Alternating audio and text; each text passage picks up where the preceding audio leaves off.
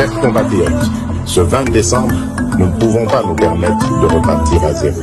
Nous devons consolider les acquis. Ce 20 décembre, nous ferons le choix du Congo.